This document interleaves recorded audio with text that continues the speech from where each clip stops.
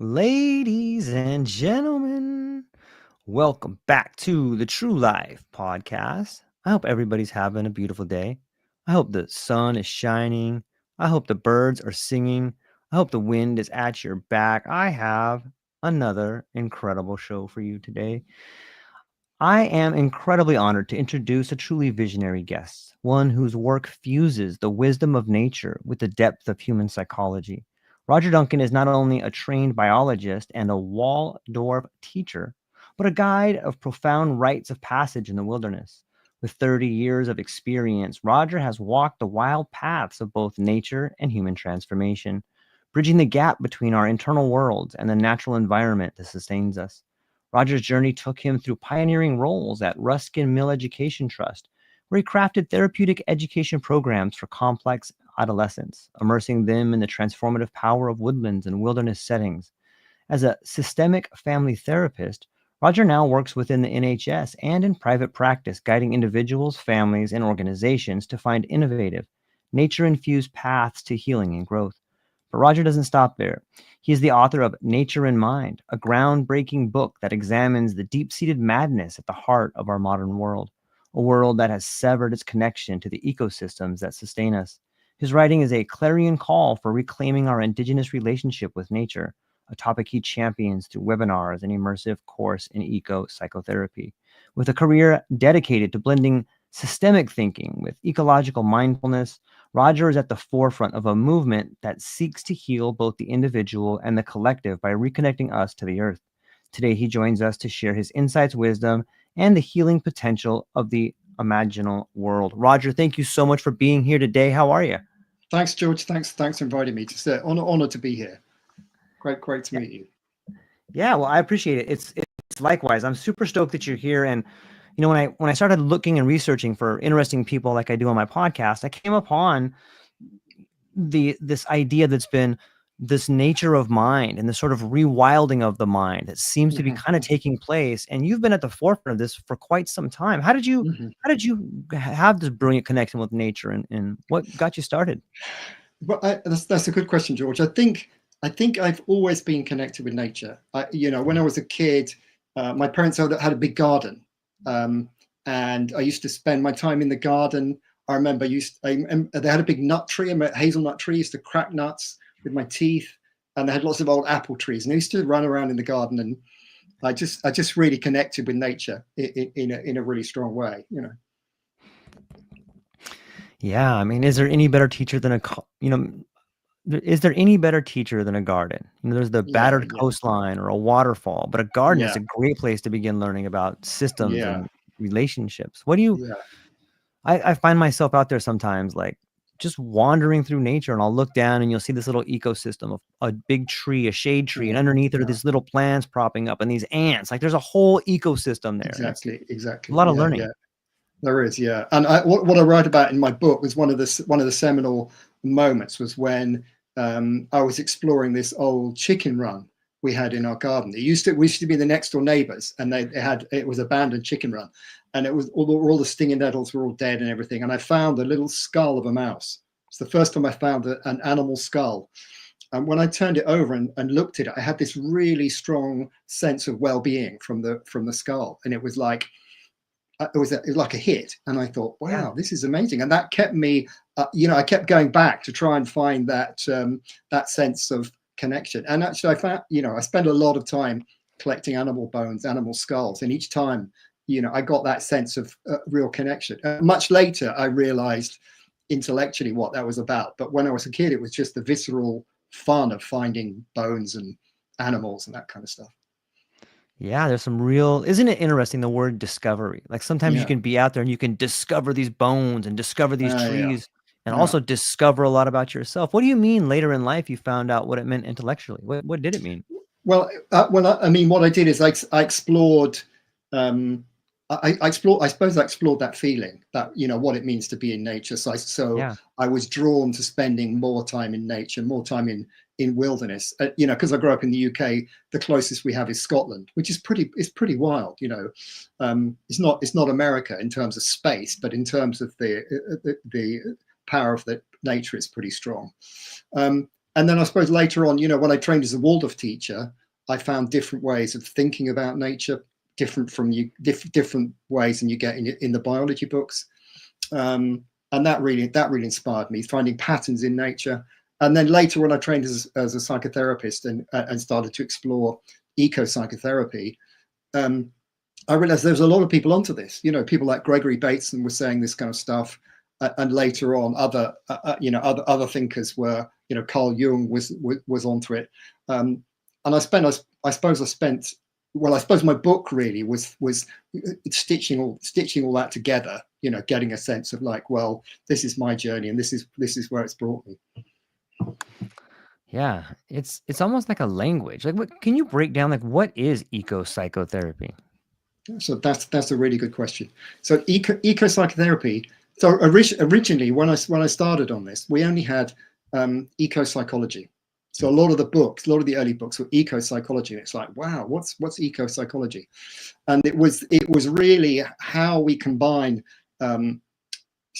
understanding psychology with understanding ecology, which seemed to have been separated. And it was can't remember the name of the guy. I'm just searching for his book now. Anyway, a guy brought it together into. I'll remember it's the guy. Yeah. Brought it together and saying with this term eco psychotherapy, eco psychology rather. So, and that was an American word, because in America, to be a psychotherapist, you have to be a psychologist. Yeah, in Britain, it's different. We have a different pathway, so you can be a psychotherapist without being a psychologist. So, eco psychotherapy is more of an anglicized version of eco psychology in a certain way. But it's all semantics. But basically, it's about joining up the human and the nature at a deep level, at a psychological level and an ecological level. I love it. It's when I think of ecology, I think of relationships. The relationship to the birds to the sky, or the fish to the sea, or the grass to the ground. And then once you begin going down that path, you can't help by seeing those patterns to relate some of those patterns to yourself they just merge together, right? Maybe you could talk about that a little bit. Why is that? Yeah. Well, because we are nature. I think one of that's the reality. That's the reality. They don't tell us that at school particularly. And I think you mentioned the business about modernity in the modern world. What we tend to grown up with in the West is this idea that nature's something else. It's out the window, or something we see on the telly, and so we don't follow those threads through. We don't follow where our food comes from. We don't follow where our sewage goes to. We don't follow where our rubbish goes to. But when you go camping, if you go wild camping, you do that. You make sure you don't mess up the water, because it's what you're drinking. And it's much more obvious. The loops are much more closed when you're wild camping, and that's what I found. When you spend time in nature, the feedback loop is very fast. So you can't be separated from. You can't hold that place of separation. It makes so much sense when I think about the madness of modernity, and I think about what you've just spoken about. We are so disconnected, and it runs through not only our relationships, but like you look at corporations that have employees, that have employee numbers, that are in a different state or another country. Like, this disconnection it's killing us. It is. And I think, do you think it's just something that's American? Do you think it's a worldwide thing? Because I think in England it's different. We have certain, we're quite similar to America, but we also have a sort of an older connection somehow, which keeps us connected in a different way. And I suppose I touched into that, growing up in England, the sense of, that the connection with the land is not so far back, really. A few generations only.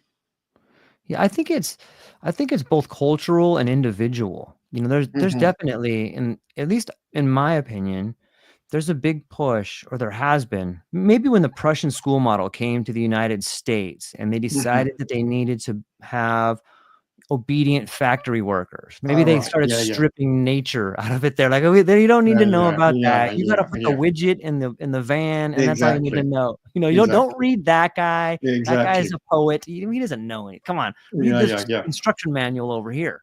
So I think it starts early. I think it starts in school, and I don't know if it That's was another school. malicious, but I think it's a process, and it's a slow evolution of distance from nature so that you're willing to do things that you wouldn't normally do. Yeah, yeah, and I think now with AI, it's Yeah. even worse. You know, I've seen pictures on the internet of birds, and people go, "Wow, look at these amazing birds," and it's like that's not a bird, that's an AI image. It's not a bird. You know what I mean? Yeah. It's interesting to think about how far we can be disconnected, but it's also amazing to think how quickly we can be reconnected. And you've done a lot of that with Hmm. kids and Hmm. yourself. Maybe you can talk about we can dive deep more into why we're disconnected, but I would like to Hmm. hear a little bit more about the process of reconnecting because you've done it to Hmm. a lot of people. Maybe you can talk about some of your experiences Yeah, reconnecting yourself and youth and yeah, people. yeah. So as I said, I was always interested in nature, and I started training as a Waldorf teacher. I began to see that there are these real deep patterns in nature, fractal patterns that are kind of Yes. telling us something about how nature works, and it's not just survival of the fittest, Darwinian evolution. There's a whole connection that's under the surface. So I got really into that, you know, in terms of looking at animal forms, looking at plant forms, and got very good at reading what those patterns were about. And then about can't remember, quite a few years ago that now I started at an innovative college in the UK called Ruskin Mill College, um, and it was based on Rudolf Steiner's ideas about connecting, because in Waldorf education, Rudolf Steiner's ideas, there's a strong connection with nature, art, um, socialization, relationships. Anyway, this project was based on craft and land. So the idea was we would take students who are disadvantaged or had complex behavior and teach them through contact with craft and land work. And my role in those days was develop the fish farm. We had an old fish farm that was a kind of historic fish farm, and we developed that for the students to work on, so that they actually were exposed to nature through building the ponds and looking after the fish.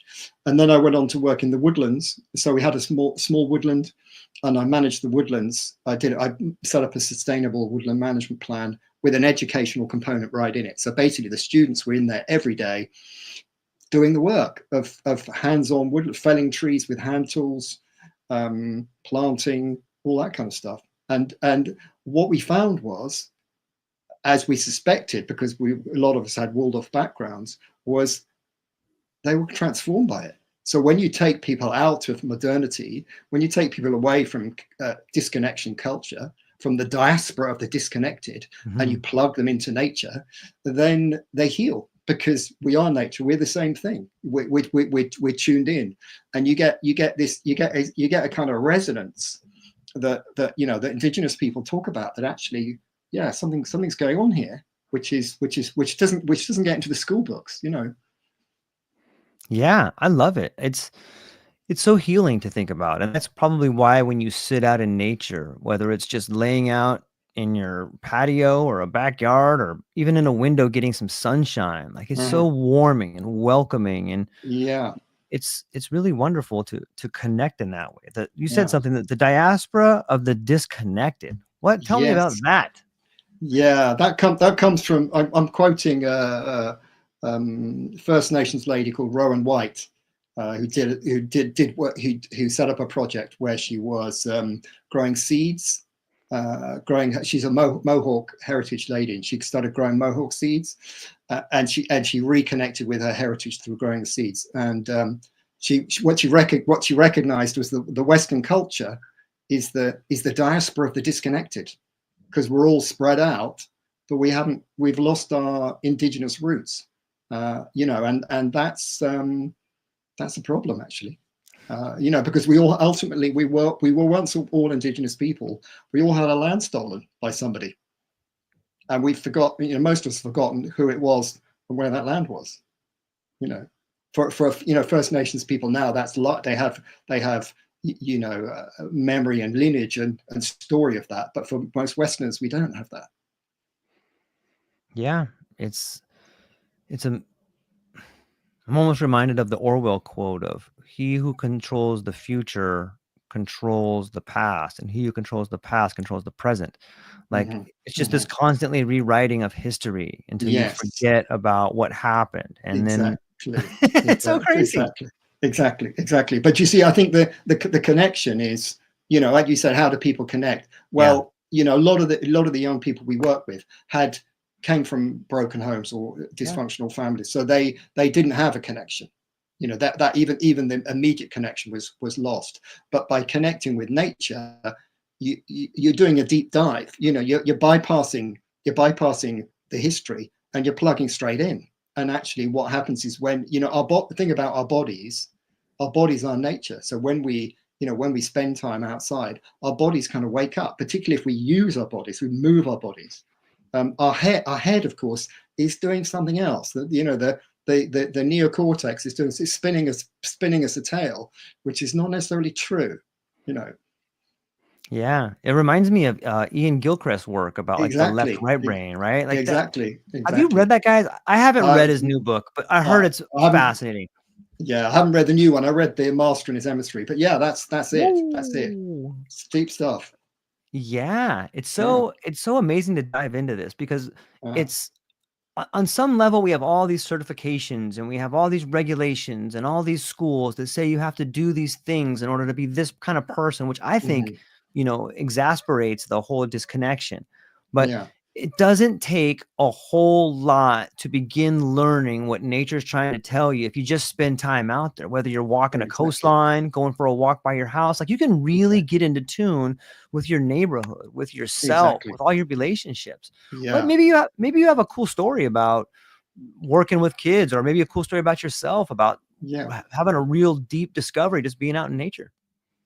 Yeah, I mean, I suppose what I discovered, because the other thing I used to do is I used to take kids out on wilderness trips. Yeah. So I had a friend of mine who was a teacher in Sweden, a Waldorf teacher, in fact, and he used to take kids out on a trip to northern Sweden to the national park, and he got the kids to walk from the national park. What did he took a motorbike, an old motorbike, and he left it one side of the national park, and he took the minibus to the other side, and then he just walked the kids all the way through, and then he'd get on the motorbike and go and pick up the minibus.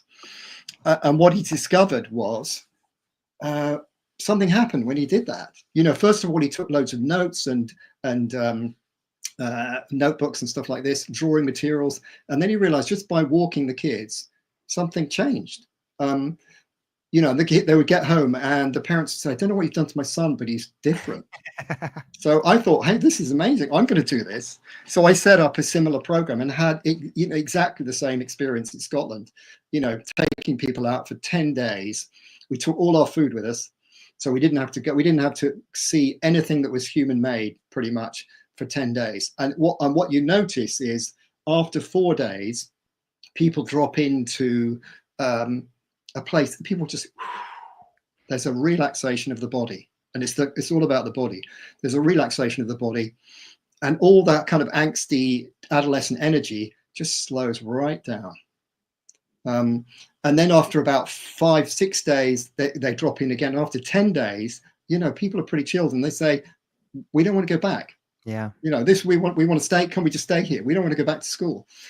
So there's something about just the long-term exposure to nature, not doing anything, not theraping people or doing some clever workshops, just walking and camping, which has a powerful impact on people. Therapeutic impact. It takes us out of our egos, out of our minds. We start to work collectively. But of course, that's what human beings have been doing for thousands and thousands of years. Been walking around the earth in groups of 150 or 30, finding food, hanging out, camping, drinking water from the streams. So our bodies remember that, because that's where we're supposed to be.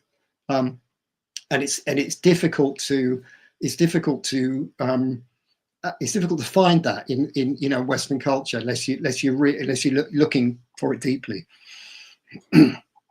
I couldn't agree more. The idea of we don't want to go back. Like, Mhm.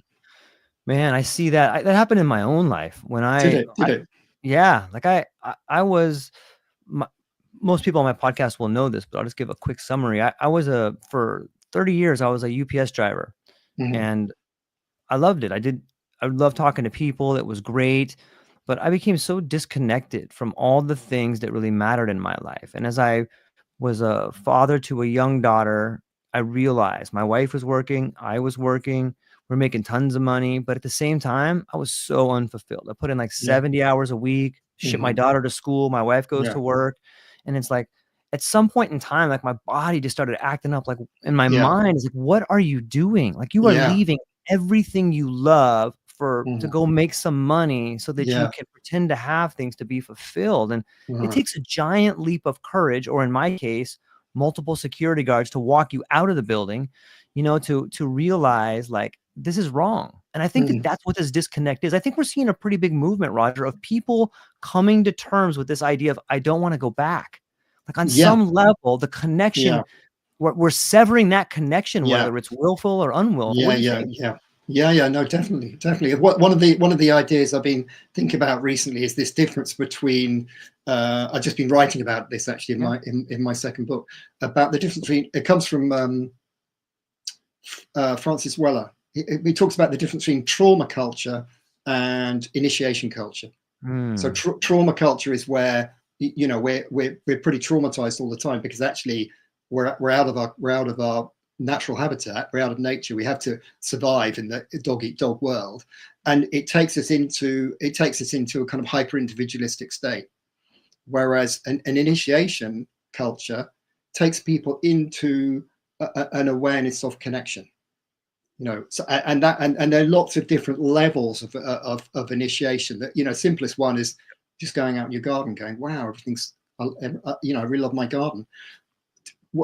Into things like wilderness, where you drop in 4 days deep, and then also things like Vision Quest or Vision Fast, where you do that in a ritual setting. You're held in a ritual setting, and there's a lot more preparation, where you drop in much deeper because you're not eating and drinking, so you're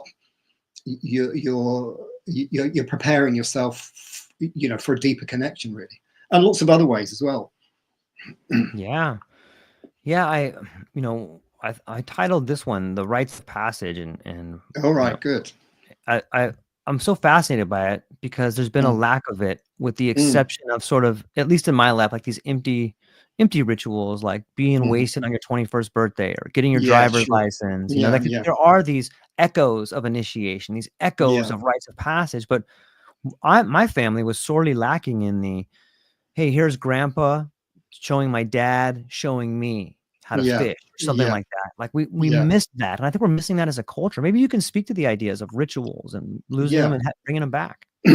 Yeah, no, I think you're absolutely right. I think we have lost them, and I think we lost them with our connection with indigenous culture, Yeah. indigenous land. So the echo of them is still there.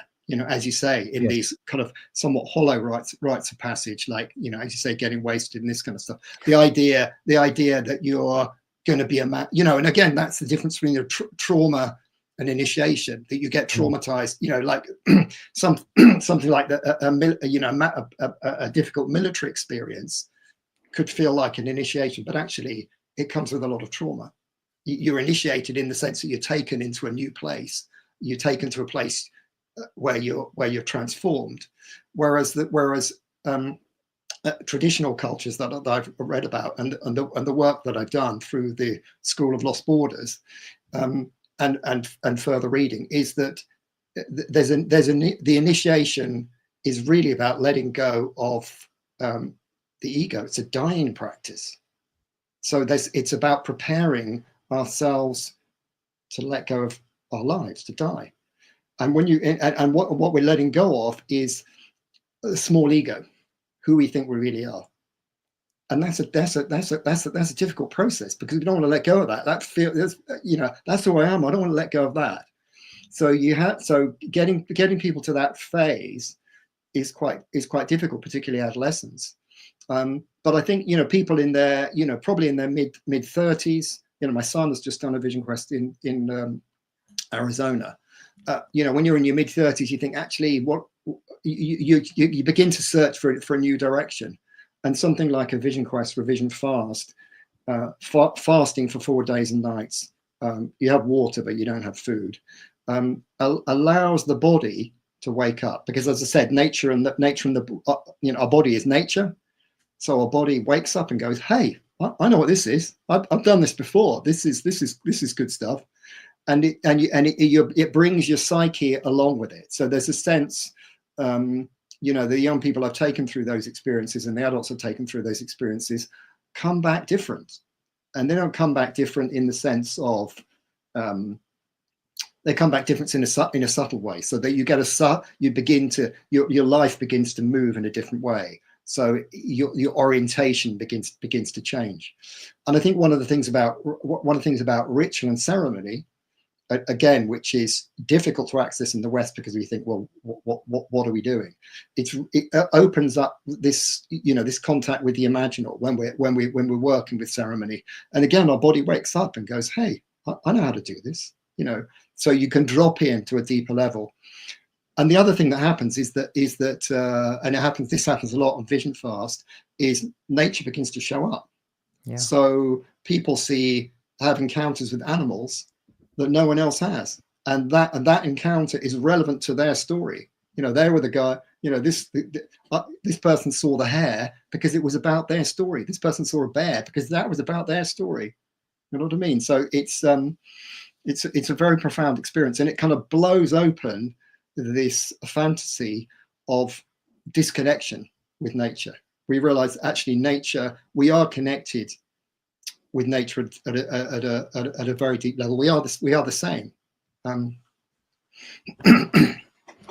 Yeah, it's no wonder that so many answers to life's mysteries are found on a walk in a park, or alone in a room, or swimming in the ocean. Like there's just these things that are revealed to you when you're alone with yourself, and you get, and the fractal patterns. Like I see them everywhere. Like once you begin seeing that, like you can't unsee it. Like it's everywhere. It's almost like a language. I really feel, Roger, like nature's a language. Desperately trying to get our attention, like, hey, look at me, hey, let's talk. And people are like, I don't want to talk to you. You're not right. You're not there. Exactly. And but you have to learn the language. You do. And it's not, and and the other thing about Western culture is it's highly intellectual. Yeah. It's highly intellectual. So, that's how we get taught at school. And, what we're talking about, what I would describe that language is an imaginal language. It's the language of the imaginal. Yes. Which means, and what I mean by that, because a lot of people say, what do you mean by the imaginal? Yeah, break that down, please. So the imaginal is, there's a kind of spectrum from the imaginary. And when we think of the imaginary, we think, well, stuff we made up is fantasy. I just made up a story. Well, you're imagining it. I saw a unicorn in the garden. No, you didn't. You're imagining it. Yeah. There's a whole realm of that in our minds. We can make up stuff about who we think we are, or what we're going to do, or whether some girl's going to like us, or whatever it is. When we're kids, we have an imagination. But the imaginal is something different. The imaginal is not a thinking space. So we can't think it. So basically we have to switch off our thinking. So, and in Western culture, we don't really do this other than in things like meditation, and perhaps in psychedelics a little bit. Yes. So we switch off our mind, but also the imaginal is not, it's not sensory. In other words, we can't see it. So if we can describe something in words and concepts, or we can see it and we can paint a picture of it, it's not the imaginal. So we've got to separate those two things apart. And in the middle is like a blank space, a kind of meditative blank space. When you meditate, you drop into blank space.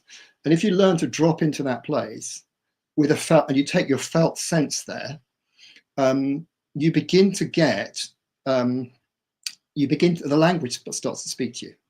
And what it's like is, it's like a thought in your head which is not yours. So one of the characteristics of the imaginal is it tends to be a surprise, and it tends to be meaningful, but the meaning is not always apparent. So again, we many of us have had these experiences. Quite often, when you're out in nature, you suddenly have a revelation about, wait a minute, I should be changing my job, or whatever it is, and it's like, hey, how come I didn't think about this before? So what's happening is you're getting new information that's coming from somewhere to us, and once you develop that practice through spending time in nature, through ritual, you can begin to hear what nature is telling us. And again, it's not factual information. It's fractal knowledge. We get a sense of it. And again, that touches into the psychedelic realm, because that comes through very strongly in psychedelic experiences. But you don't need to have. You can go into nature without psychedelics and still connect with that. But it takes a little bit of practice. Wow, like it makes me think of so many things. Like I'm a huge advocate of psychedelics, and I've had a long-term relationship with them. And as my relationship with particularly psilocybin or mushrooms has advanced in my later years, like the imaginal, and I've never really heard that term or heard people talk about it, but it makes so much sense to me. And I think some people confuse. I'm not judging or anything, but it seems to me other people describe it as like an alien, or they describe it as something else, because it is alien. The first time you hear the imaginal, what is this thing bigger than me talking to me? You think you're going crazy. You're like, I know these things. How do I know? I know these things. And you try to explain it to people, and they're like, dude, get out of here. You are a wacko. And you're like, no, listen, this thing is real. Like, this has to have been going on with people forever. And you can see the lineage of people. Like, sometimes I wonder, Roger, is it just people finding their way to the imaginal, or is this like something that comes in cycles? It seems like maybe it's just the people I'm hanging out with, or the crowd that I find myself seeking more knowledge from has this same vein. But does it come in cycles? Maybe are there waves of it that tend to grow bigger, or what are your thoughts on that? Well, I think it's always been with us. Right. If you hear what Indigenous people are saying, they're saying, this is what we've always done. You can talk to nature; it'll tell you stuff. And you can have a conversation with it. And if you're growing up as a Western kid, you're going, what are you talking about? How'd you do that? Where's the book? How do I?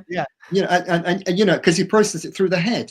And after, what I found is after a while is, if you get, once I got this concept of the imaginal, which is actually a Western concept. So this is so people like Jung, the collective unconscious. He was informed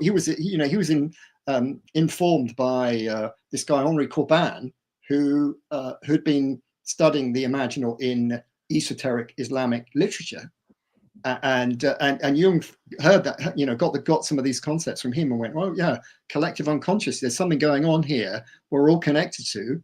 It's a collective, and it's inside us. It's endogenous to us. So a lot of Jungian,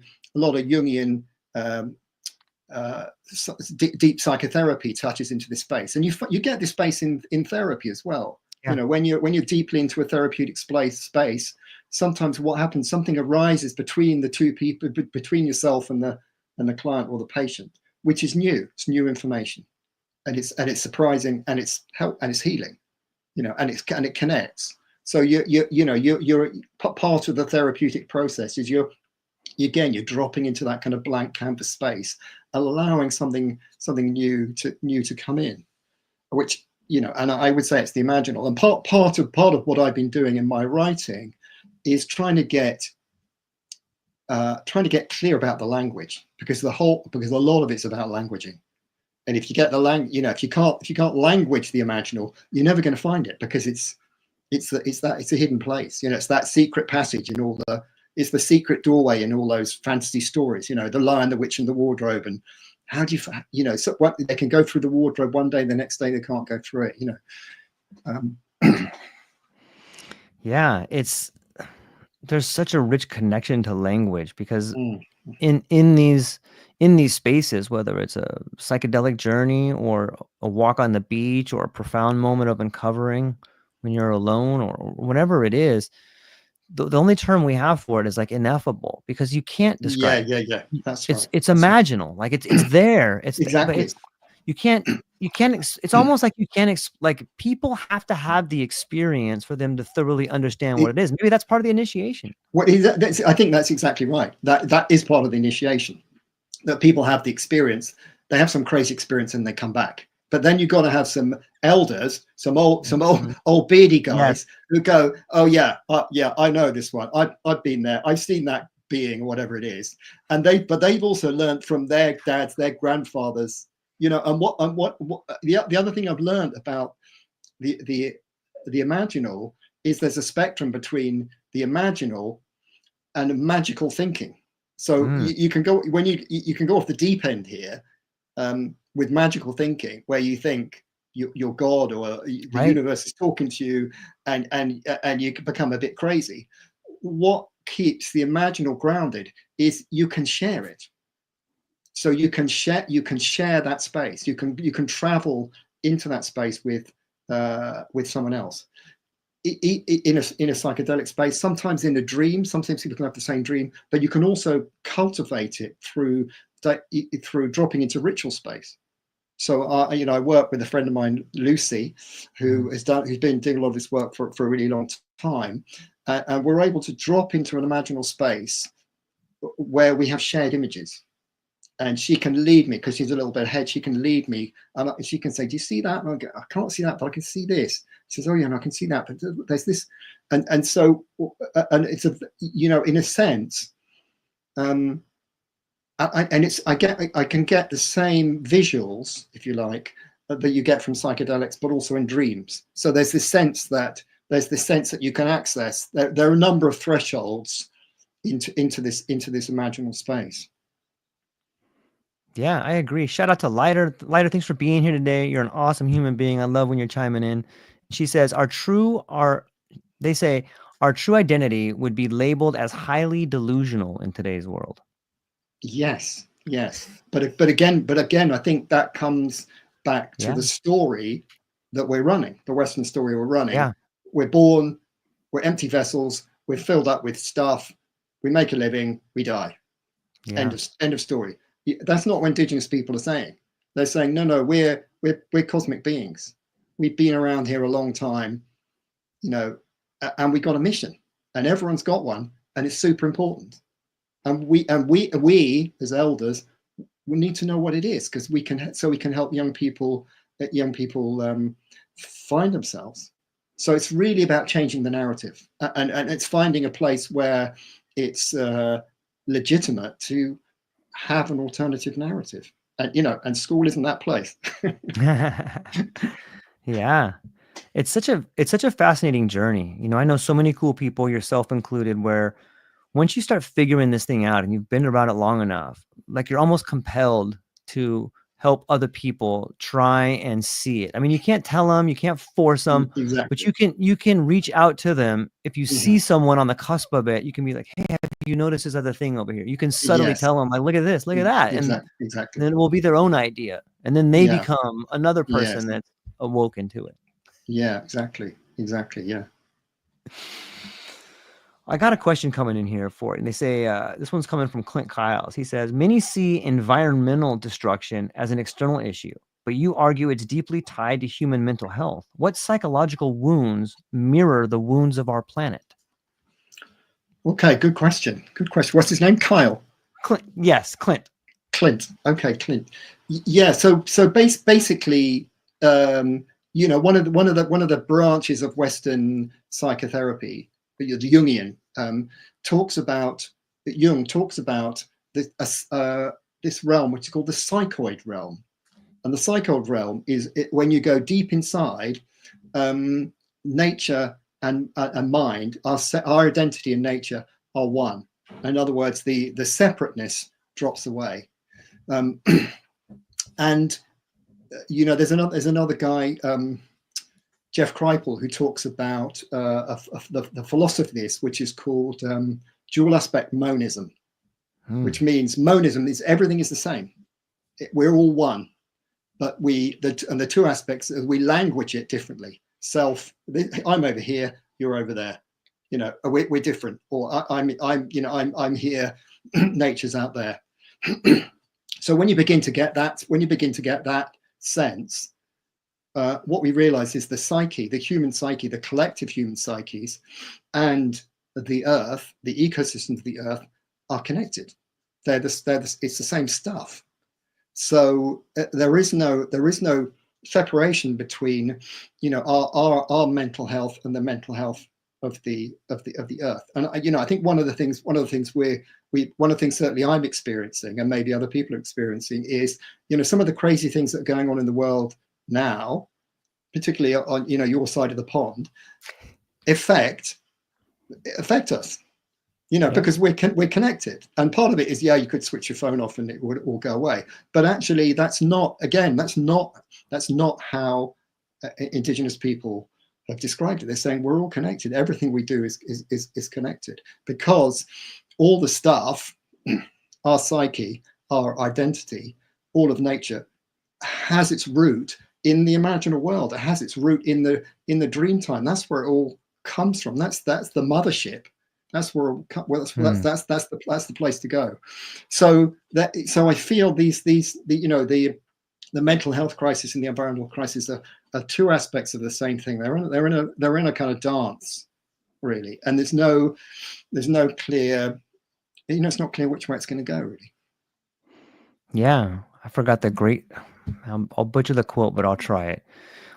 I believe it was no, I'm losing the guy's name, but it's a race between fear and love, or chaos and something else. But I wish I could remember it.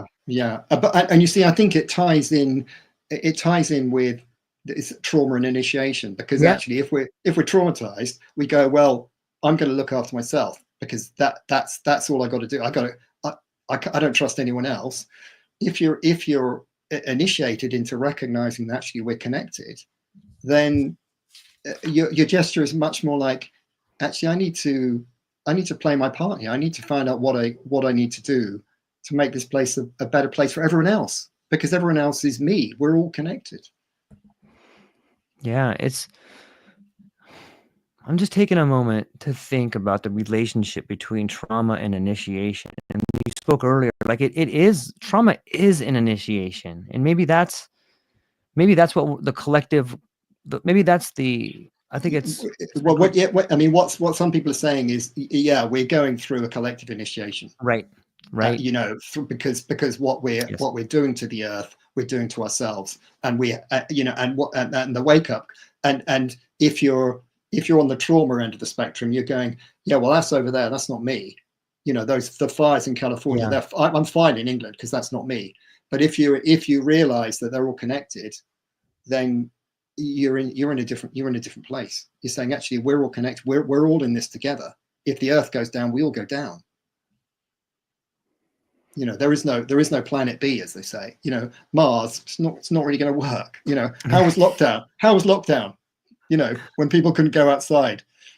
Well, you imagine lockdown is, living on Mars is going to be like lockdown forever, and there's no outside to go to. This is probably an unpopular take, but I can't personally understand the concept of going to the moon or going to Mars. Like, in my opinion, you as an individual can no more go to the moon than the ocean can go to the moon. You can't go to the moon more than the ocean can go to Mars. Like, you're part of this planet. Like, you can't go to that planet. You're part of this one. Exactly. It's like, what are you talking about? Exactly. You can't go there. What's wrong with these people? Exactly. Yeah. No, I was just reading this book recently, and they were saying, what happens to astronauts, even just in orbit, is their bodies start to break down because there's no gravity. So it's not really going to work out. But you see, the more interesting question from a psychotherapy point of view is, what's that about? Because why would somebody want to go somewhere where they can't survive and there's nothing there? What are they running away from? And it could be, that's an interesting question. Maybe responsibility, maybe running away from the very thing that would free you. Like, that's what it seems to be. Responsibility is that we need to take care of the earth because it's us. Right. Yeah. Do you think that there's I over here in the States, like, there's this sort of rebirth of the psychedelic culture. There's this sort Hmm. of, they call it the psychedelic renaissance. And Yes, I'm exactly. so stoked on so many people in this community. They're doing so many amazing things, Mm-hmm. but it seems to be sort of really tightly kept in this medical container, almost as if people are Hmm. worried, hey, we can't, not everybody can Hmm. do this. It'll Hmm. cause Hmm. chaos. Do you think Hmm. that that's there? Is there a problem with a really quick awakening, or is there, in your opinion, do you think it should be contained to a medical container or just certain people, or what are your thoughts? That's an interesting one. And again, it's about language and story. So one of the things that's happened with the psychedelics is it looks like a quick fix. Hey, we can cure trauma with psychedelics. It looks like a magic pill. Yeah. Yeah, because we live in a culture where we expect to have magic pills. Like antibiotics. If you get an infection, you take antibiotics. Before antibiotics, you died basically. We're in a magic pill culture, and it's easy for people to imagine that. And of course, people who are selling magic pills think this is great. We can sell a lot of magic Yeah. pills. Um, and it also links with what I was saying about trauma and initiation. So trauma is about what's in it for me.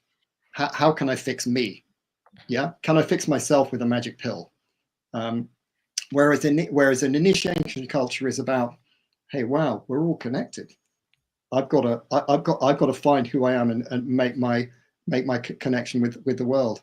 So I think what's happened with the psychedelics is the medical narrative, which is obviously backed up by big pharma, has created a narrative around psychedelics, um, which is business as usual.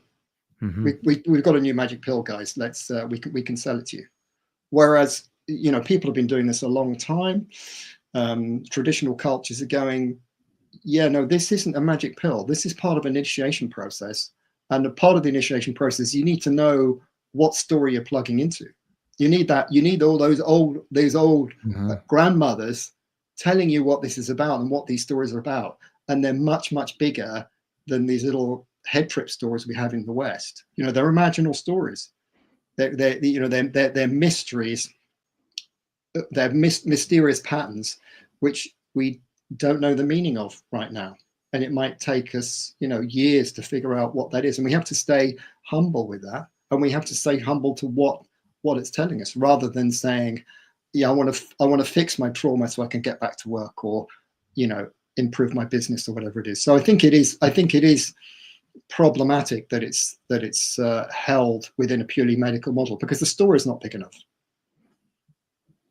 It makes a lot of sense to me, and Mm, it's not only because I talk to a lot of people, but I think people that live it, like you, on the topic of, I want to fix my trauma so I can get back to work. Like maybe mm. your work is the trauma. You know what I mean? Well, yeah, exactly. Why are you working so hard? Is that trauma? You know what You know. a big part for me, and I think other people, is it is this thing about identity. Like you've been fed this cookie cutter idea of who you can be and what you can be since you started going to school. Hmm. And it's by the time you're 30 or 40 or Hmm. 50, it's Hmm. very difficult, like you said, to let go of this Hmm. identity. It takes Hmm. courage to be like, I'm not going to do it anymore. What Hmm. about your Hmm. family? What about your money? What about that car? Hmm. What about your Hmm. house? How you Hmm. going to live? All Exactly. these what ifs, all these Yeah, hows start exactly. showing up. And it's like, Yeah. you really got to start working through those and come up. And for anybody within the sound of my voice, like if you're there, man, I want to give you a big hug. Congratulations. If you are in the Yeah, midst dear. of a personal crisis right now, that Yeah, is the wake up call. That is the yeah. initiation. That is Exactly. the point where this force Exactly. bigger than you is telling you, like, look, I love you. Get out of this. This is the Yes. problem. You have Yeah. to Yeah. face it though. It's hard. It's Yeah. hard to have the courage to do it. Don't you think? Yeah, definitely. But also, it's because I work with a lot with adolescents who come from Yeah. difficult situations, Yeah. and it's about the story.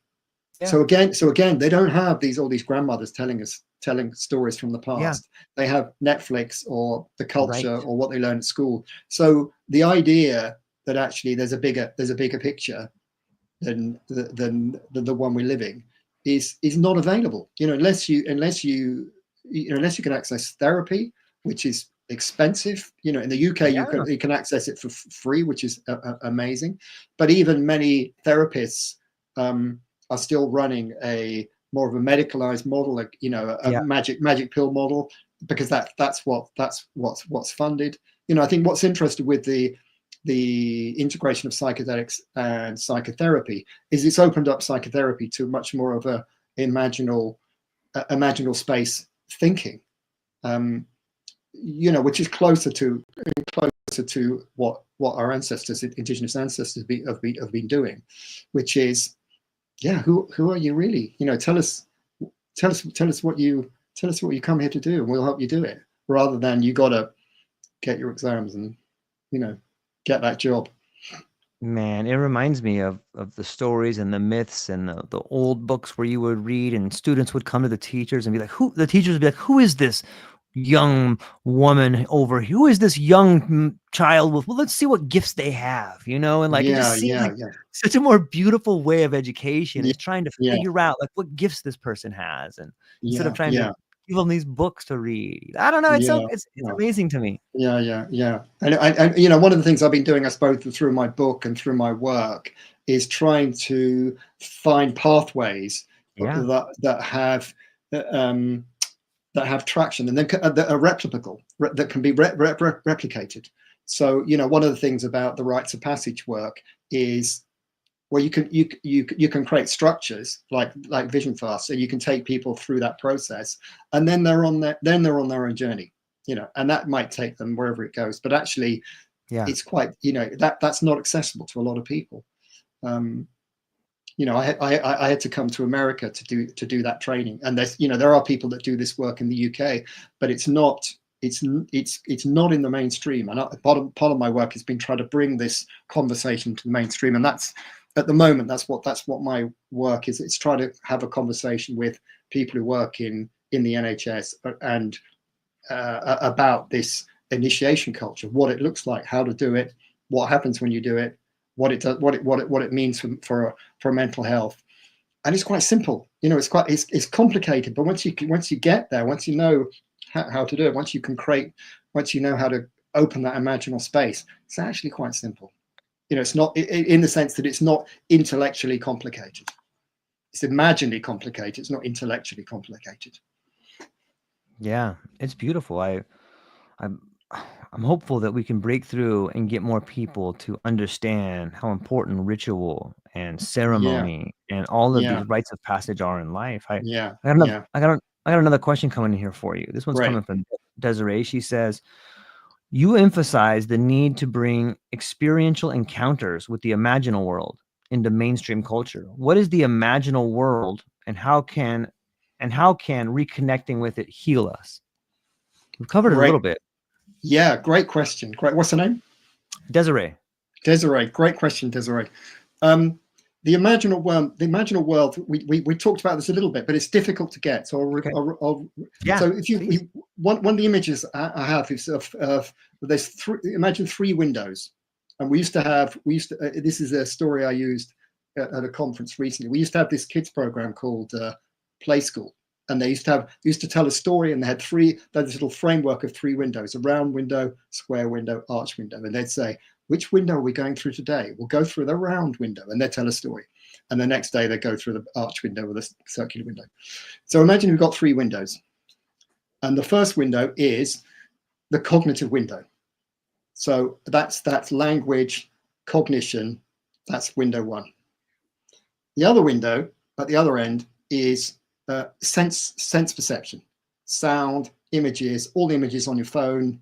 That's the other window. So that's basically our world. We have cognitive stuff. We want to know anything. We read a book about it. We ask someone about it. We talk about it. We theorize about it. That's one window. Or we look at all the images on the internet. But what the imaginal world is a space between the two. It's the middle window. And the middle window is not sensory. In other words, you can't sense it with your senses. And it's not cognitive. You can't think your way through it. So you have to go into this felt sense, and you stay with a felt sense. And if you open that space and stay in that space, then the felt sense begins to talk to you through like thoughts coming into your head. So what I'm saying, Desiree, is that's the imaginal world. It's about holding that middle space, which is not cognitive and not sensory, and cultivating that. And as I said before, it's a shared space. So if we go through that on our own, if we go through there with our own ego, then we get into magical thinking. We become crazy people. Yeah. But the thing about the imaginal space is it's a shared space. So George and I, we can have a shared dream, or we can have a shared experience, a shared ritual. Yeah. Or I could hear your ritual, and I could witness it, and in that process, it becomes grounded as a reality, as a truth, in the way that as a heart truth. We know it in our hearts. We know that to be the case, and that's what a lot of the in Europe, esoteric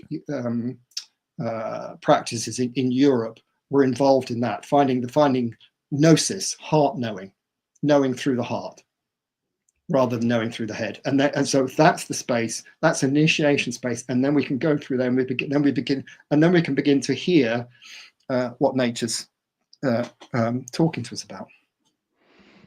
I love this. I love the idea of the 3 windows. Like, for the first time, it really helps me to understand not only the beauty, but the perils of psychedelics and the imaginal. Like, when you look, like, there's real potential for someone who's very, very talented and intelligent to hop through that first cognitive window and just start a whole bandwagon, and then everybody else is like, exactly, this guy just ruined it for all of us, man. Exactly. Oh, I get it. Like, it's interesting to see that. Like, you catch the holy man syndrome. Like, it's exactly. Oh, it's amazing. Thank you, Desiree. That was a beautiful question. We got another one coming in here. This one comes in from Neil. He says, do you believe Western psychology is fundamentally incomplete without an ecological and mythological perspective? Yes, for sure. So that's a no-brainer. And the reason it is because the human psyche, which is the soul, that's what psyche means, the human soul, is ecological and mythological. So if you're doing psychological work without that, you haven't got the whole package. Yeah.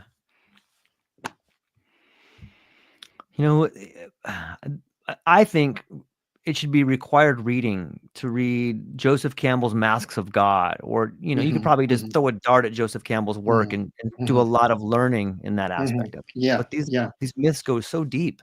They do. But you see, the guy who was really into the imaginal was James Hillman.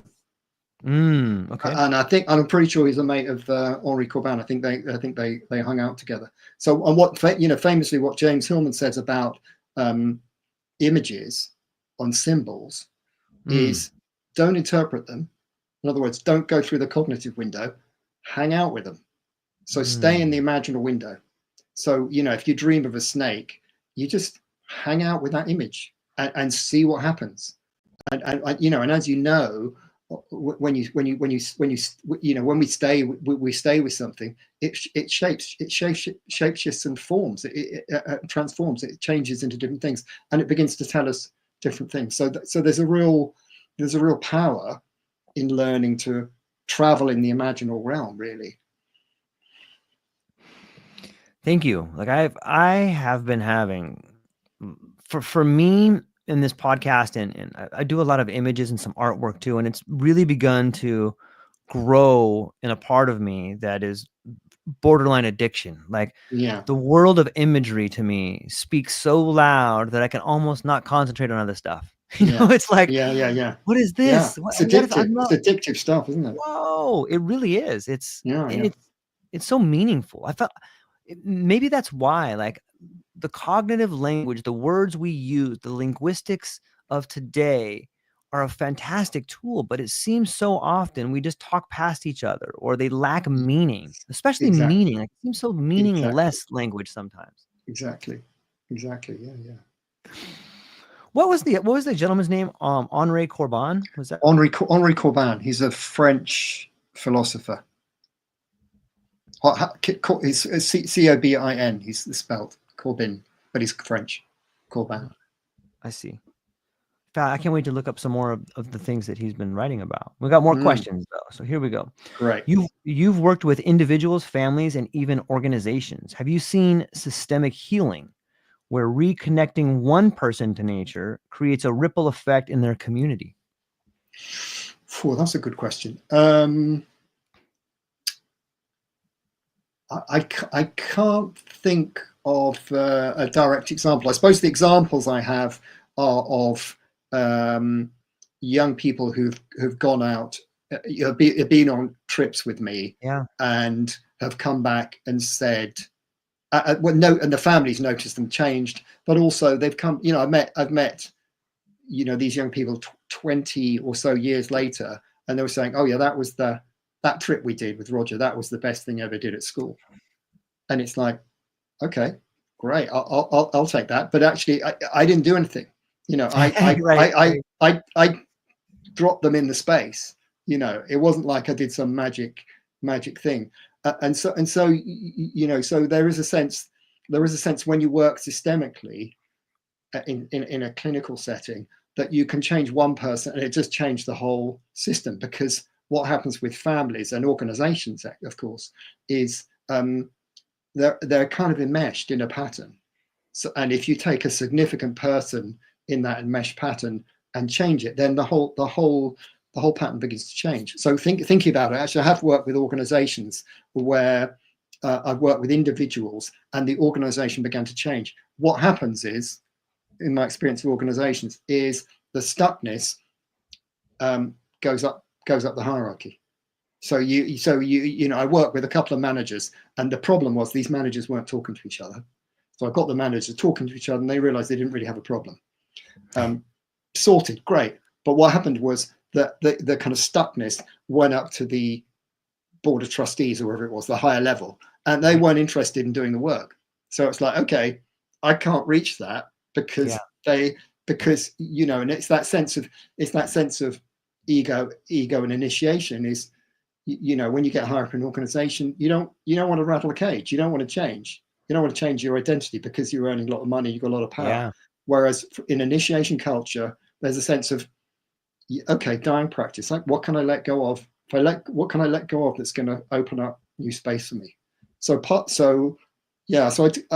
think, I hope I'm answering your question. So I do a lot of work working with systems clinically, but also working with individuals outside. I do a retreat. I've done a retreat for a couple of years, taking people outside, a mini vision fast, and actually people are changed by that. Yeah, it makes sense. Especially when an individual begins to change their life in a way that's meaningful, it changes all their relationships because they're different. So they're going to relate to everybody else different. Some people don't like that. Some people, hey, why don't you go back to the old person? We like that guy better. Exactly. Oh, it's so. One thing I really love about all this is it is accessible to everybody. Like, you don't need anything but the courage to sit in the dark. You know what I mean? It's there for everyone. Well, it is, if people know it's there. There is a sense that, it's like the question, well, what is the imaginal? Where are you going to learn about what the imaginal is unless you read Henri Corbin or Jung or somebody? So we don't have roadmaps for how to get to this place. I mean, we can hear about indigenous stories of initiation, but you think, well, that's way back then. It's not. I can't possibly do that. And I suppose one of the revelations for me was realizing that I was an indigenous person. That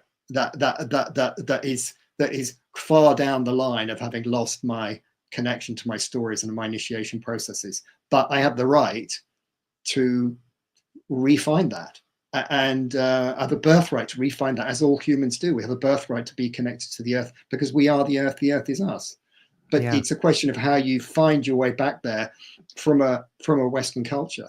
You can't just steal indigenous people's stuff because that's inappropriate. But it's about being informed by indigenous practices to find a way back to something that we were once all connected to.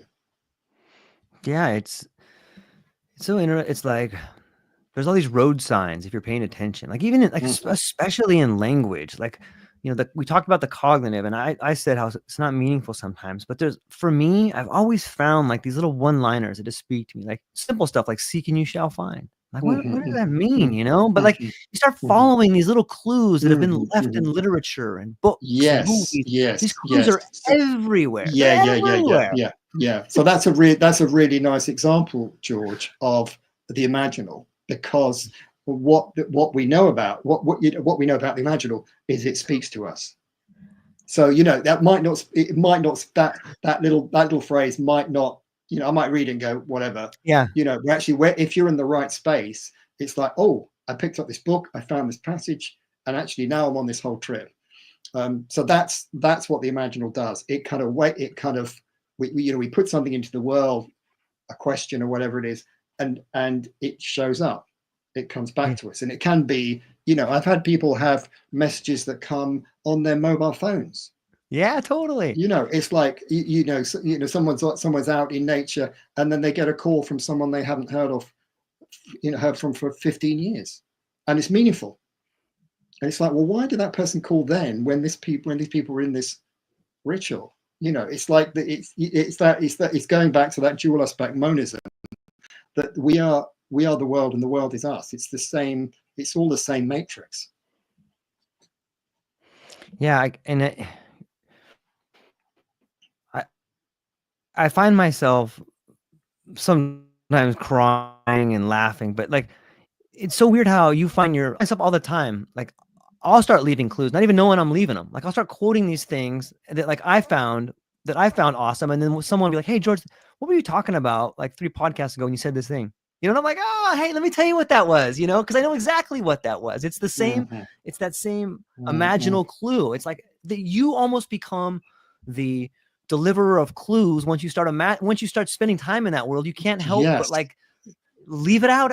I'm not saying it right. It's hard to explain, but it's Yeah, there. yeah, yeah, yeah, yeah. No, I kind of know what you mean. I kind of know what you mean. But I think once we get the understanding that the Earth is alive, Right. then it's a different thing going on. It's not Yeah. just loads of plants and animals and dead rocks. It's actually alive in the way that we're Yes. alive. And the separation we feel, which again is what indigenous people have been saying forever, the separation's a lie. We're not separated. Yeah. So, but finding the connection takes a little bit of work. You have to dig deep. You have to be in communication with the imaginal. You have to do what the imaginal asks you to do sometimes. Sometimes you don't Yeah. want to do it. So, Yeah. One that I found recently is each step reveals the next. And that's pretty tricky because for me, like I've always had or wanted to be certain. I've always mhm, wanted to have certainty in my life, but that's an right. illusion. Like there is no Yes, certainty there in is no life. certainty. Yes. No, that's right. That's right. That's right. Yeah, yeah. It's amazing. All right, we got a bunch of these questions stacking up, Roger. So are you okay on Okay. time? I'm good. I'm good. Yeah. Okay. So it said, you've guided wilderness rites of passage. Why are initiatory experiences in nature so vital for human development, especially in adolescence? Okay. So especially in adolescence, because in adolescence, what happens is I think we begin to wake up to an inner space in our lives. So which looks like externally, it looks like testosterone and interest in the opposite sex. Internally, it looks like a sort of quest for meaning. When you're an adolescent, you start searching for books about looking at weird stuff. Quite often, people are drawn to risk taking. Quite often, people are drawn to sort of dark things. And also, what happens in adolescence is we revisit a lot of the things that happened to us when we were a kid. So again, working with the adolescents I work with, quite often they've had adverse childhood experiences, and which kind of go underground when they're pre-adolescent, and then they resurface in adolescence. And there's a process that the process is like, well, actually now this needs addressing now, and there's some emotional depth to be able to do that. So so that's the stage where adolescents are in a process of transformation. So that's a good place to offer them a transformation experience, because actually, where adolescents don't go through a transformational experience, they implode into their own ego. And so what you end up with is egoism and narcissism, because you close down on your adolescent identity and protect it, rather than dying to it and allowing a new aspect of your identity, a deeper aspect of your identity, a more connected aspect of your identity to show up in the imaginal space. So that's why adolescence is a really important time. What we see in Western adolescence is there are no rites of passage that are meaningful. So the adolescents go a bit wild. Quite often they do risk-taking behavior, which can result in death or self-harm or destruction of other people and property. And then when they become adults, they don't have a map of or a somatic marker, a feeling inside themselves of how they're connected and who they really are. So they just buy into whatever narrative looks best, easiest, or whatever it is. So taking adolescents through a process of culturally contained introspection and transformation is really important. It's really important for our culture, and I think one of the reasons the culture is in such a mess is because we stopped doing that. It was what happened with the colonial powers. They went out. One of the things they stamped out in all indigenous cultures, if you check out the literature, is this connection with nature, rites of passage, stories. In Russia, they shot the shaman on sight, because actually they wanted to get that was that you can't control people who are plugged into their own individual destiny, and if so they're potentially dangerous for a dominant culture. I think there's lots of people that make that argument for the 60s, is that we began to see this sort of rewilding, and the powers that be were like, nope, we ain't doing this. Nope. Let's see if you guys stand up, and you don't. Done. Yeah. And you can see what we see in the psychedelic renaissance is that's come back again. Yeah. And it's come back in a different form, but it's come back stronger. Yeah.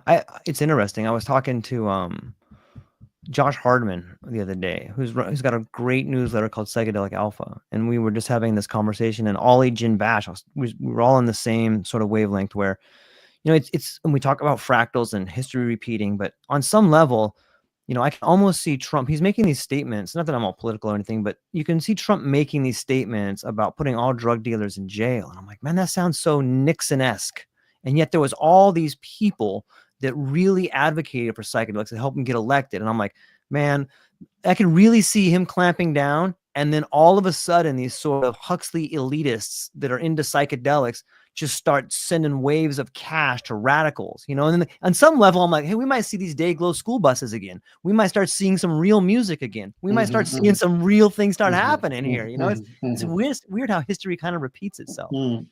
Yeah. But I think when you think about the 60s, I just read a book about it recently. There's a sense that something was emerging. Something was coming out after that post-war period, where everything was pretty flat. It was pretty bland. And there was a sense that actually, there's a bit more. There's more to this. There's more to this. And psychedelics are obviously a trigger in that.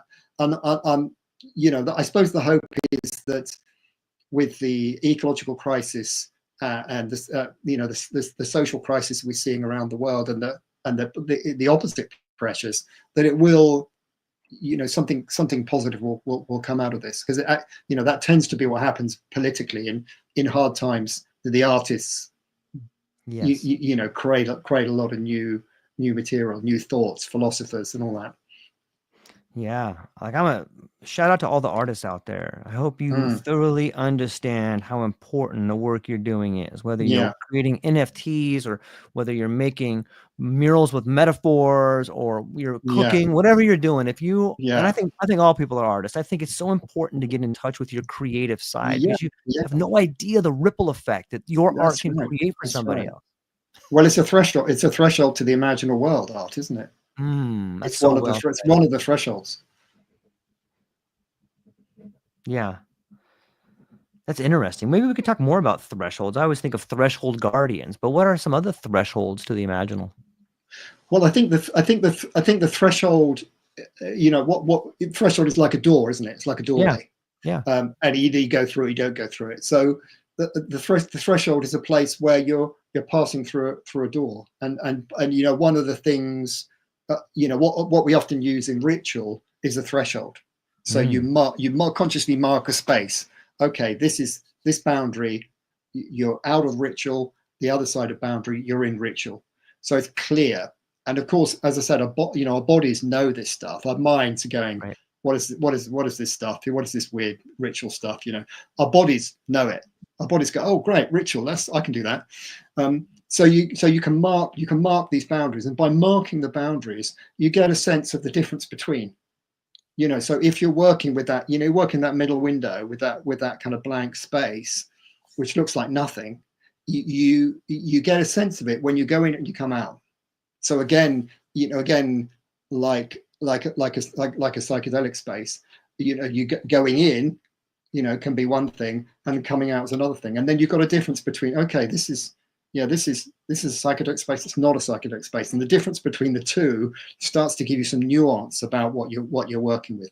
And it's the same with it's the same with going into nature in a ritual way, or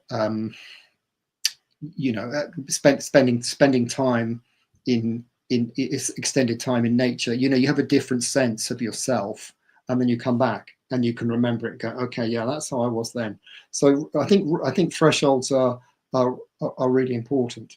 And of course, the importance of the threshold is it's potentially a transformation. What I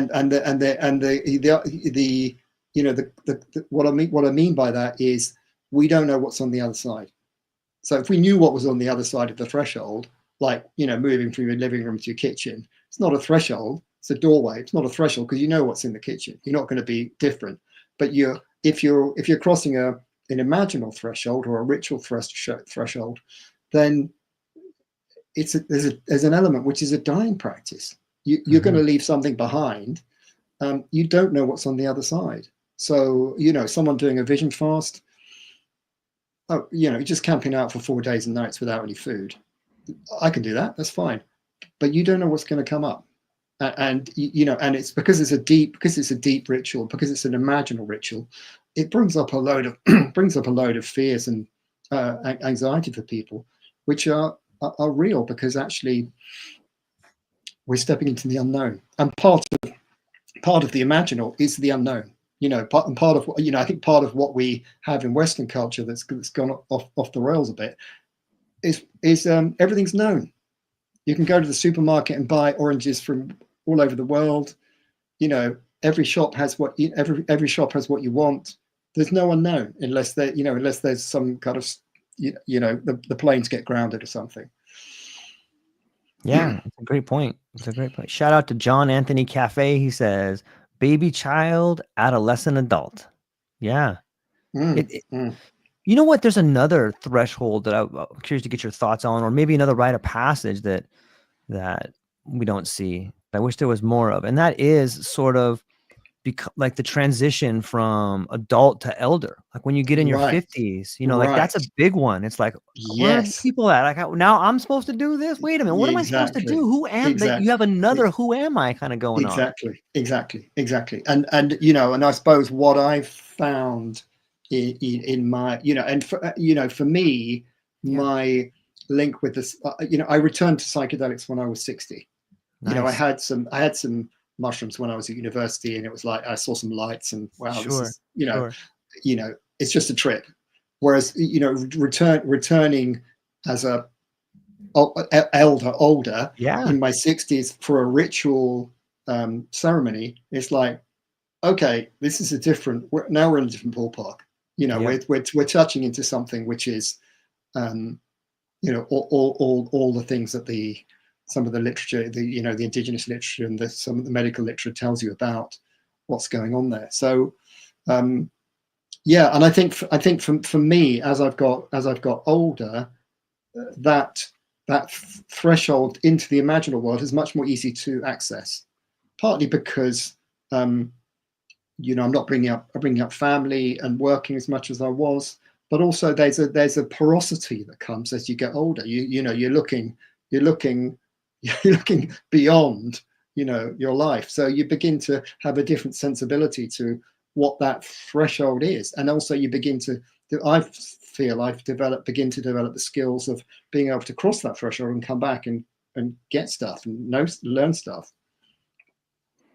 Yeah. But as you say, who because it's really valuable that it's shared, that you have mates to go, actually, what did you experience? Do you experience this? Do you experience that? And I experienced that with my friend Lucy. But there are, and I have a men's group that I also do that with. But again, there's not a lot of wise elders out there who know this work. Not that I know of. I mean, there are spread around the world, but they're not easy to find.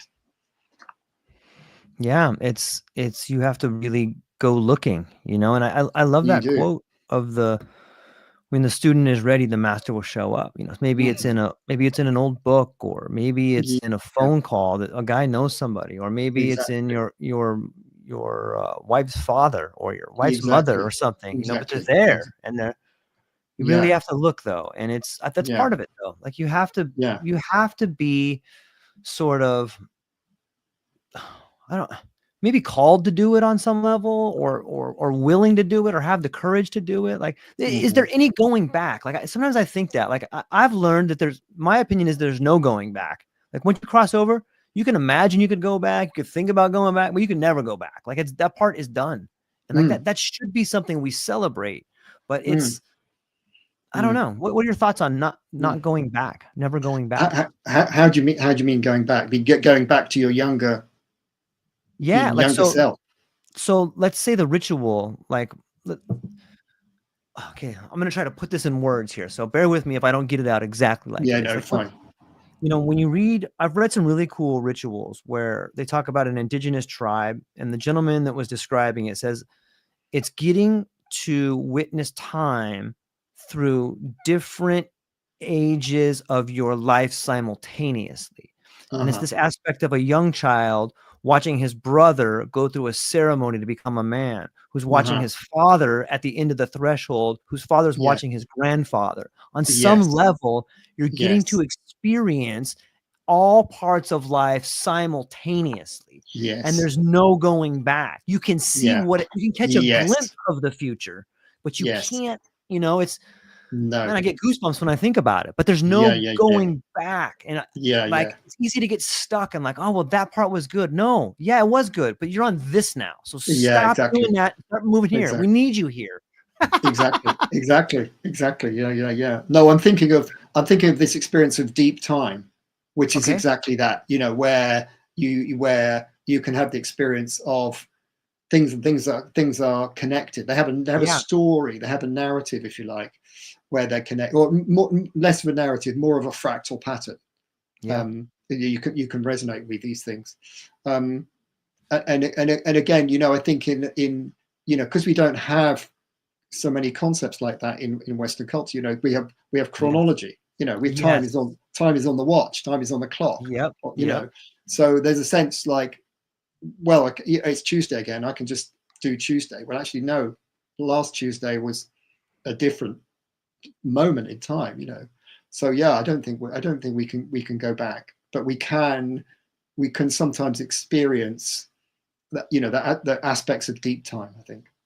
It's so well said. Like, it makes like I think that that is part of moving, at least in my limited experience, and I this is just my opinion of it and what I've learned so far, is that moving through middle age into becoming someone who's on the cusp of maybe being an elder, or moving to that time, moving to that space, your fundamental relationship with time changes. Mm, Like, mm, oh, okay, I used to punch this clock. Now these days mm, kind of blend together over here, mm, you know? mm, And like it mm, mm, really mm. allows you to see the world in different ways. It reminds Yes. me kind of, you know, who has a great part about this is Mircea Eliade, and he talks about his in his book, The Sacred and the Profane. He talks Uh-huh. about sacred time and how I can Yes. share sacred time versus profane time. What maybe we could Yes. just dig a little deeper on this. What are your thoughts? Yes. Yeah. Sacred and profane time. I'm not familiar with that, but I'm saying the sacred. What I've learned. When in my first vision fast was this difference in the sacred and the relationship between the sacred and the profane. That actually in the Right. West we tend to think of sacred as churchy. It's a church.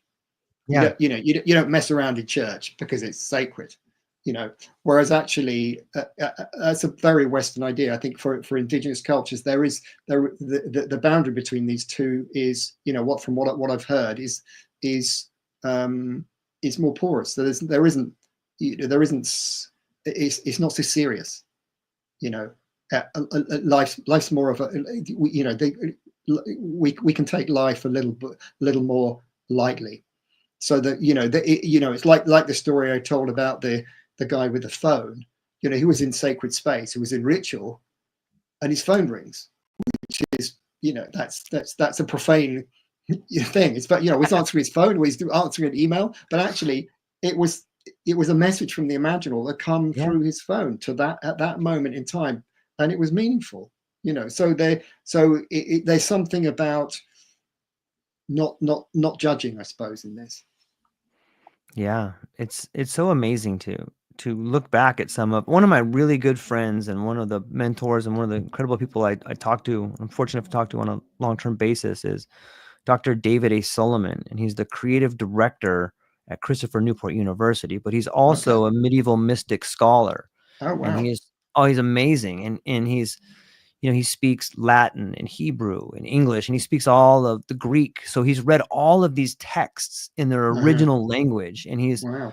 written up about like Julian of Norwich, and just, you know, he can quote Aquinas till you're blue in the face. And it's so amazing to get to hear his insights on how he sees some of these books, like The Cloud of the Yes. Unknowing, and like, Yeah, you yeah. know, there's all this rich history for people that are find themselves pulled towards mysticism. Like there's so much rich history to explore and learn and make your own and experiment with, isn't it? Mm, mm, mm. Yeah, no, I think there's a very rich history in Europe. I think Yes. it was, certainly in England, there was a conflict with the church, in terms of, a lot of the burning of the witches, and the breaking of those wise woman lineages through the church at a particular time, over quite a long period, actually. Yeah, it's amazing to think about all that history, right? Oops, my headphones are kind of jacking. Okay, here we got some more questions coming in for you. Do you think the lack of meaningful rites of passage in modern society is contributing to a generation unmoored from purpose? Yeah, for sure. Because one of the roles of a rite of passage is, letting go, dying practice, allowing something new to come in.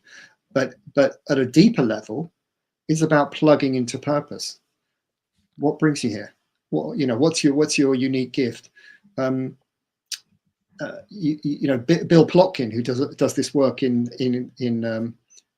America, in Colorado, talks about our eco-psychological niche, that everybody has a place, an ecological position, if you like, on the planet. Every person has a place that they fit in the world. And that has the quality of a pre-earthly intent. In other words, it's what we've come here to do. And once you find that, I think, then it's pretty clear what you need to do. Doesn't mean it's easy, because it's quite difficult, because no one else is doing what we're doing. So it's not like you've got loads of mates who are doing the same thing. It's like, oh, that's what I'm doing. It's pretty lonely, but actually I'm connected to that at a deep level. And without that, or without the knowledge that that's even a thing, then it's very easy to get untethered. And that's what we see, that's what we see with a lot of adolescents. They're looking for something to tether themselves to, which is deep and meaningful. So they're looking for, is it music? Is it in, fashion? Is it in political groups? They're looking for something to tether themselves to. And actually, the traditional knowledge is there's a tether for you, and it's yours, and you got to figure out what it is. But I can help you do it, because we've got a few psychotechnologies to get you on the way. And a rite of passage, a soul-centric rite of passage, is one of those things. It's about plugging people into their soul, or plugging people into the mothership. Connecting with the big picture. Yeah. So John Anthony Cafes, thanks for chiming in over here. He says, baby, child, adolescent, adult, crisis, middle age, old age, death. Is there an internal witness to this? I think, this idea. What are your thoughts? Well, I think I suppose it depends. An internal witness. Yeah, I think there probably is. I think there probably, and then maybe that is the soul. That's the sense that actually, if you find that place, you're able to witness yourself going through those stages. But of course, there's another part of us, an ego part, which gets caught up in all the stuff, like, am I an elder? How can I call myself an elder? And everyone's going, no, you're an elder. Other people can see it sometimes easier than others. And again, that's why community is so important, because actually we can get caught in our own ego world. And if you've got elders or people around you, they can often mirror back to us who we are more clearly than we can ourselves, unless we're really plugged in. And not that many people are plugged in, really. It's a great point. It's maybe why isolation is so suffocating. Like, we don't know who we are unless we're part of a community. Yeah. What, you think it's? Yeah, and I was thinking, and again, the other thing about a traditional initiation was it was a giveaway. You did it for the community. It wasn't ego. It wasn't like an ego matriculation. It's about you. I'm doing this for the greater good, for the wider system, the systemic intelligence of the earth. It's not about me. Yeah, it brings up for me the question of the observer effect. You know what I mean? I wonder if that's tied into it. What does the esoteric say about the observer? I'm not sure. I mean, the power of witnessing is very powerful, isn't it? Just being witnessed. Yeah. And again, I think that's really important. Yeah, it's so interesting how it fundamentally changes your behavior. Just by someone watching you has an incredible influence over whether you do or you don't. I bring up the esoteric because I always see the symbol of like the eye, and it's like something's always watching, whether it's used in a negative connotation, or I like to think of it as a positive connotation. Like, someone is always watching. Like, that's why you are the best version of yourself. And that's why you can communicate with something bigger than you. You can reach out to an intelligence that's right there because it's watching. Be part of it. Don't be afraid of it. And maybe that's that internal witness. Maybe you are maybe we're just watching ourselves all along. And I think sometimes you can pick up on that. You get a sense of like, oh yeah, no, this is I'm on track now. And other times it's like, I've no idea what I'm doing. Yeah, it's a great way to be. There's probably a lot of work you can do there with grounding and just that insight.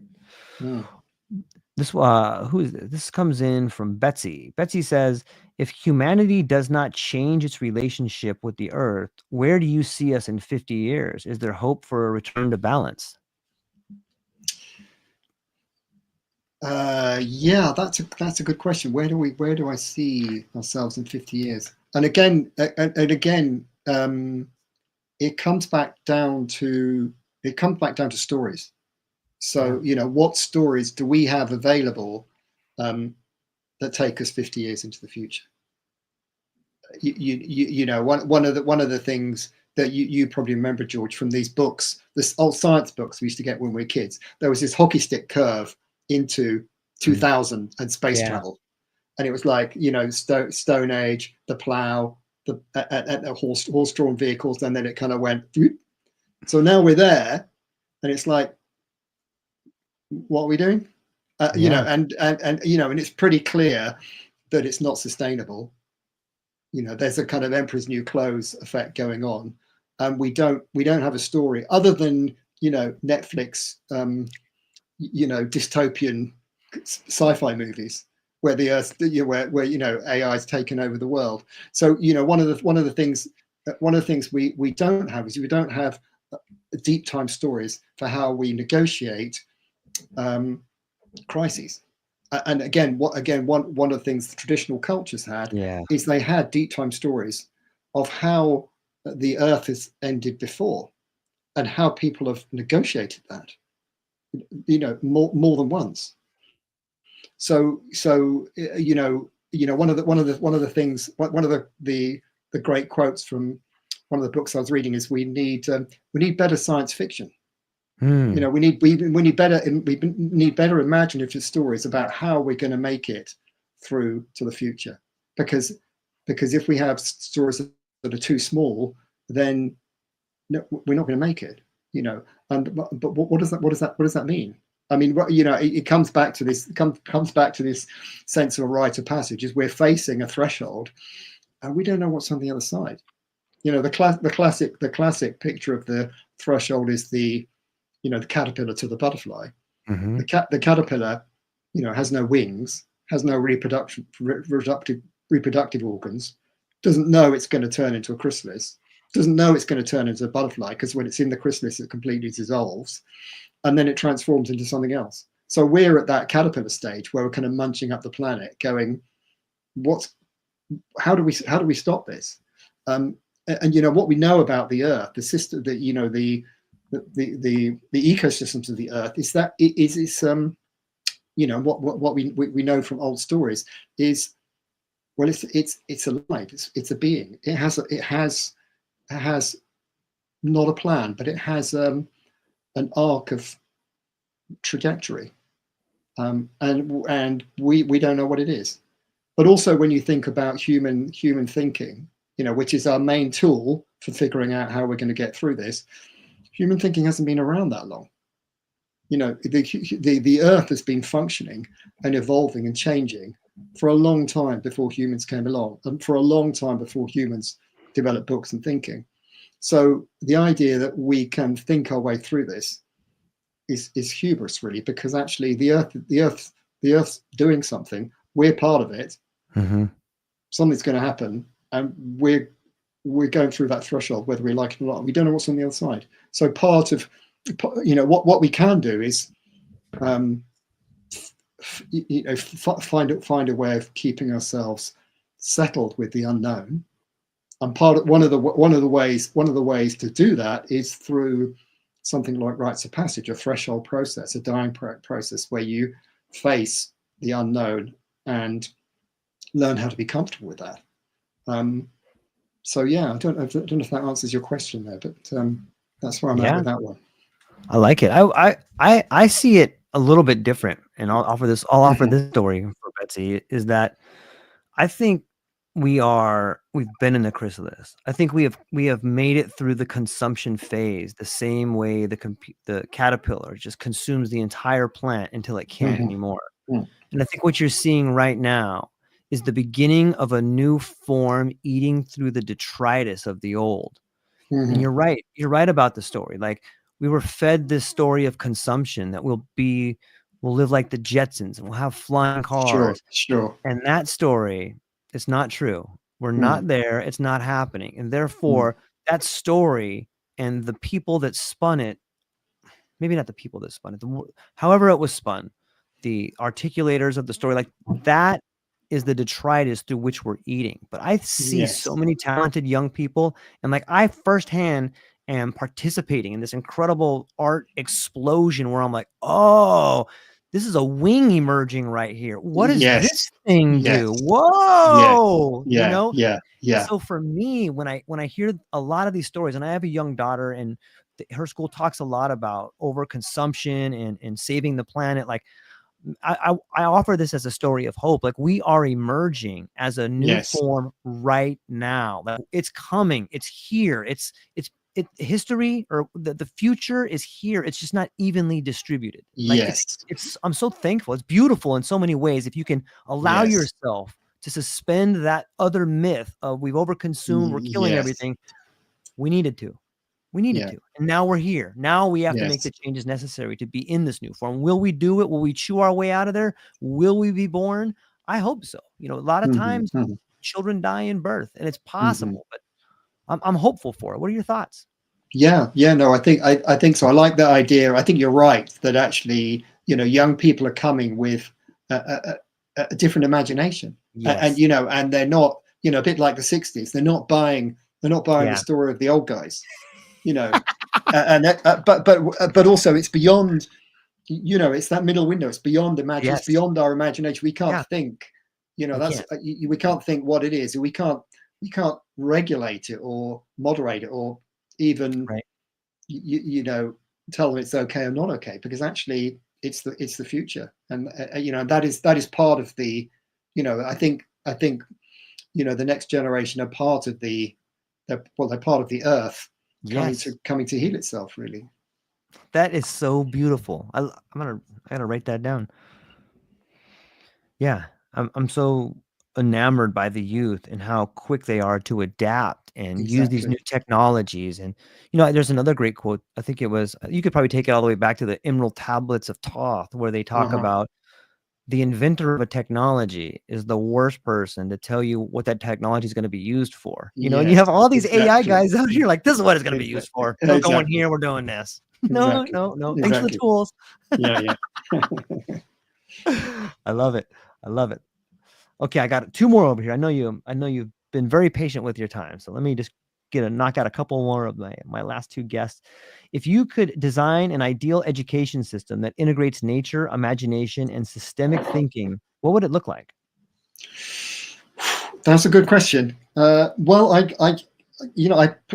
was partly able to do some of that when I worked at this Ruskin Mill College in the UK, where we had access to land, and we had freedom of curriculum to a certain extent to expose people to craft and land processes.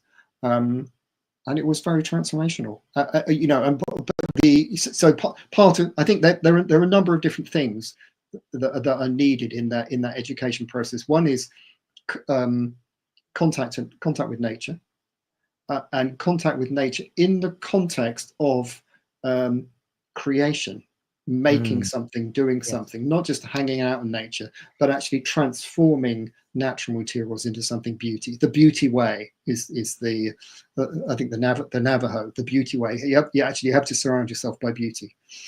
So what that enables is it enables the bodies to calm down. There's a trauma healing element in that, I think. So once the trauma's healed, then and I'm just writing about this actually. I'm just writing about this today. Then the next one is being able to provide a new story. Opening a story from, yeah, we're just going to chew up the earth and it's all done, to actually, well, what if this, and those stories that resonate with ancient wisdom Yep. are really important, because they have imaginal shapes and patterns in them, which have wisdom that we probably don't even know. And then the third one is how to, psychotechnologies to reconnect, to plug into the great mystery, the great mother. And those can be things like vision fast, but also psychedelics. But then, Yeah. that, and psychedelics are, have a bit of an edge to them for various reasons. But certainly a rite of passage, a ritual rite of passage, which enables people to find themselves and find their connection with the sacred, is essential. And then if you've got all those three, then job's done. Really, you can let people go and do what they need to do. Create the wings of the butterfly. I love it. It's so true. this whole conversation has just made me understand the more frequent sound or feeling and imagery of the imaginal. Like it's growing stronger. I think It's it is. it's what once you get the imaginal, it takes a really long time. Once you get Yes. it, it's a game changer. Yes. I hope more people just hear that word and will explore and Mm, seek and find mm. and look, because there's that other quote too. Let me just put this one out there for people. That which you are seeking is seeking you. Yes, Like that's one of my favorites. exactly. Well, that's the imaginal right there. Yes. You know, it's not about you. There's Yeah. something that's looking for you. You know. There's something that's looking for you. I love that. Yeah. I mean, maybe that's that internal observer going, hey, Yeah. no, you don't want to be doing this job. You want to be doing Yep. that job. Yeah. Yeah. And you're going, but I like this job. It makes me feel good. No, that, that's the one. Yeah. It's so beautiful when you get to a point and when you can look back and be like, oh, I see. That's what was supposed to happen. Yeah, There's a exactly. lot of healing in there. Like, There's a oh, lot of healing. There's a lot of healing. But it's very difficult to let go of the ego. it's so hard. It's so hard. Yeah. Okay, let me finish up here with we got first off, thank you to everybody in the chat who's hanging out with us and Yeah, spending some time here. great questions. Great Right? questions. Okay. Let's see. What practices can people start today, right now, to begin rekindling their relationship with the natural world? Okay. Another great question. Who's this? This one, oh, sorry, this one's coming from Christian. Did Christian. that come through? Great Christian. So, I think the simplest practice is to get your hands into nature or your feet into nature. So gardening is great. So just grow stuff or walk in nature without any agenda, without sort of headphones, without listening to a podcast, without naming the birds or whatever it is. Just spend time moving your body through nature. So walking in nature is really good, or touching nature, or doing working with natural materials is really good. Touching organic materials is really good. Bones, feathers, this kind of stuff, and just see how that works with you. And then the that's an easy one.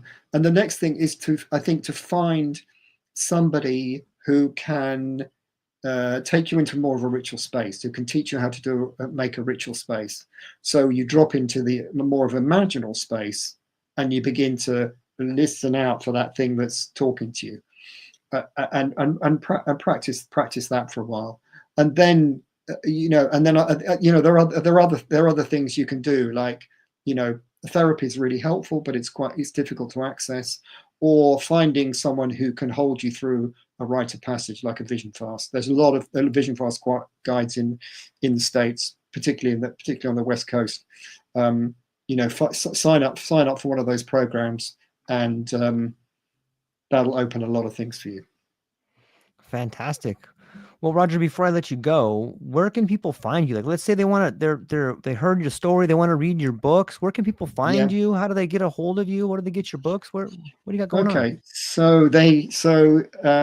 I should have prepared for this one, shouldn't I? My book's available, on these different sites, Soul and Nature. So you can get that off Amazon or Routledge or anything like that. And you can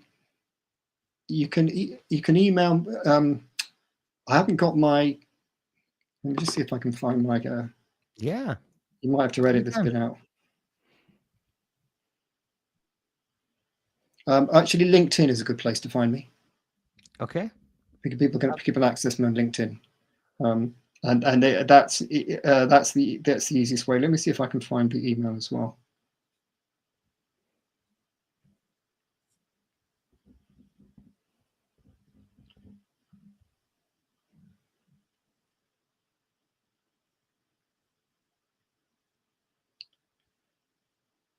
Okay, so my website with my wife is www.nature-infused, kith-and-kin-therapy.com. So that's Nice. kith, Kith, and KIN therapy.com, all one word. Is it Kith, is it is it a AND or is it just a symbol? it's AND. kith, and it's not, it's a word. So it's Okay. kith-and-kin-therapy.com. Okay. Fantastic. Well, hang on briefly afterwards, Roger. I wanted to tell you some closing thoughts, but to everybody else within the sound of my voice, to John, to Betsy, to Neil, to Christian, to Leiter, to everybody that chimed in and hung out with us, thank you so much for being here. For those of you I didn't get to your questions, I'm sorry. I will be back again. I'll try to answer them outside here. That's all we got, ladies and gentlemen. Have a beautiful day. Aloha.